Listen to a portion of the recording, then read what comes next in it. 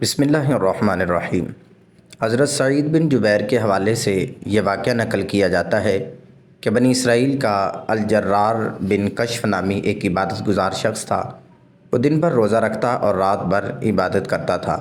ایک رات جب وہ پچھلے پیر سویا تو اس نے خواب دیکھا کہ اس کو اپنے شہر کی سب سے خوبصورت فاحشہ عورت بتوں کی پوجا کرتی دکھائی گئی اور اشارہ ملا کہ اس کو تبلیغ کرو۔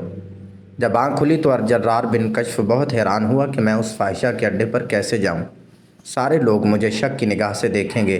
خیر اس نے خواب کو اہمیت نہ دی اور دن بھر روزہ رکھا اور رات ساری عبادت کی۔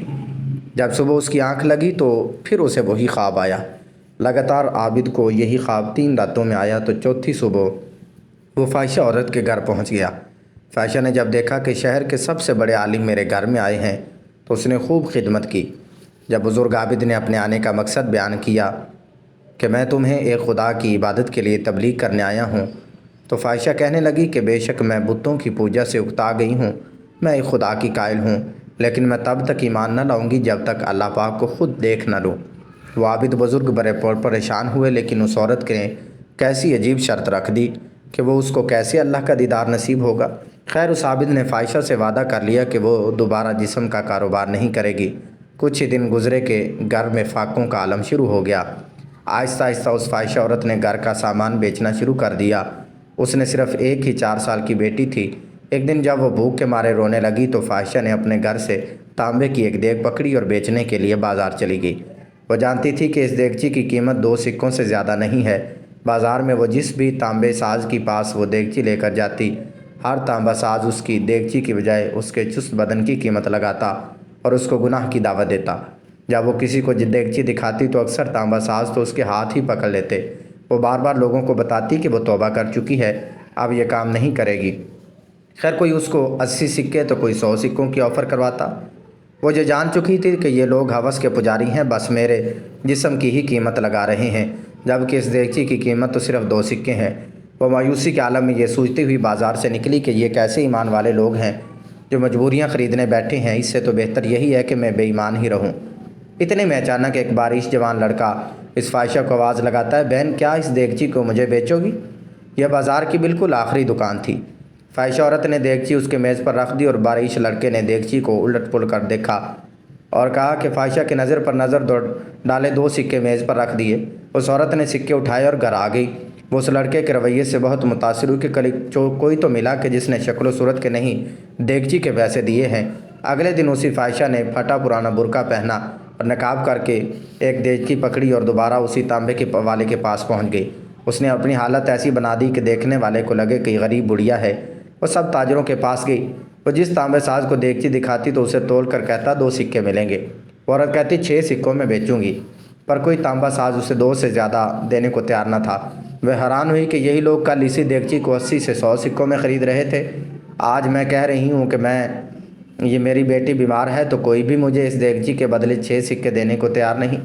اس کا مطلب کہ یہ لوگ اللہ کے پجاری تو نہیں، یہ تو ہوس کے پجاری ہیں اور خوبصورت جسموں کے پجاری ہیں۔ خیر آخر میں اسی بارش خوبصورت لڑکے کی دکان پر پہنچی جس نے کل اس کی دیگچی 2 سکوں میں خریدی تھی۔ وہ جوان اپنے کام میں مصروف تھا۔ غریب بڑھیا کے بیس میں اس فاحشہ عورت نے کہا، میں یہ برتن بیچنے کے لیے لائی ہوں اور میں 6 سکوں میں بیچوں گی، کیا آپ 6 سکے دو گے؟ تانبا ساز نے پوچھا 6 سکے کیوں؟ اس عورت نے بات بناتے ہوئے کہا کہ میری بیٹی بیمار ہے، ڈاکٹر نے اس کے لیے نسخہ لکھا ہے جس کی قیمت 6 سکے ہے۔ تانبا ساز نے دیگچی لے کر کہا، ماں یہ دیگچی بہت عمدہ اور نہایت قیمتی ہے، اگر آپ بیچنا ہی چاہتی ہیں تو میں اسے 80 سکوں میں خریدوں گا۔ برقعے میں لپٹی بڑھیا عورت کا روپ دار اس فاحشہ نے کہا، کیا تم میرا مذاق اڑا رہے ہو؟ تانبے والے نے کہا، ہرگز نہیں، میں واقعہ اس دیگچی کے 80 سکے دوں گا۔ یہ کہہ کر اس نے برتن لیا اور بوڑھی عورت کے ہاتھ میں 80 سکے رکھ دیے۔ بوڑھی عورت بہرحال ہوئی، دعا دیتی ہوئی جلدی اپنے گھر کی طرف لوٹ پڑی۔ الجرار بن کشف جنہوں نے اس فاحشہ کو ایمان لانے کو کہا تھا، اس عورت نے یہ شرط رکھی تھی کہ جب تک میں اللہ کو نہ دیکھ لوں میں ایمان نہ لاؤں گی۔ عابد کہتے ہیں کہ دونوں دن اس عورت کے ساتھ ہونے والے واقعات میں نے بھی اپنی آنکھوں سے دیکھے تھے۔ اتفاق سے میں دونوں دن اسی بازار میں تھا جب وہ عورت 80 سکے اس نوجوان تانبا ساز سے لے کر چلی گئی۔ تو عابد الجرار بن کشف فرماتے ہیں کہ میں اس لڑکے کے پاس گیا اور اس سے کہا، بیٹا لگتا ہے آپ کو کاروبار نہیں آتا۔ بازار میں کم و بیش سبھی تانبے والے اس دیگچی کو تولتے تھے اور 2 سکوں سے زیادہ کسی نے اس کی قیمت نہیں لگائی، لیکن آپ نے 80 سکوں میں اسے خریدا۔ وہ لڑکا نہایت ادب سے بولا، میں نے برتن نہیں خریدا، میں نے اس بچی کا نسخہ خریدنے کے لیے اور 1 مہینے تک اس کی بچی کی دیکھ بھال کے لیے پیسے دیے ہیں۔ میں نے اسے اس لیے یہ قیمت دی ہے کہ گھر کا باقی سامان بیچنے کی نوبت نہ آئے۔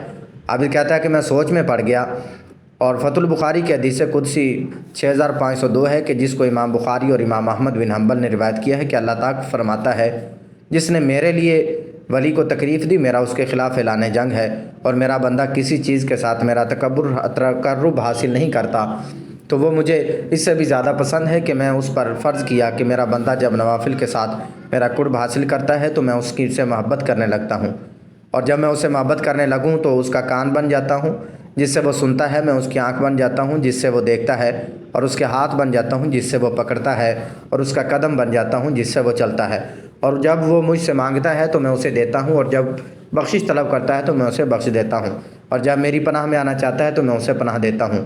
دوستو، اپنے آس پاس نظر رکھیے، غریبوں کی مدد کیجیے، بوڑھوں کا سہارا بنیں، اور خاص کر بیوہ عورتوں اور یتیم لڑکیوں کی دل کھول کر مادی امداد کیا کریں تاکہ وہ کہیں جسم بیچنے جیسے مکروہ کاموں میں نہ گھس جائیں۔ بے شک مجبوری ہی انسان کو برائی کی طرف لے جاتی ہے۔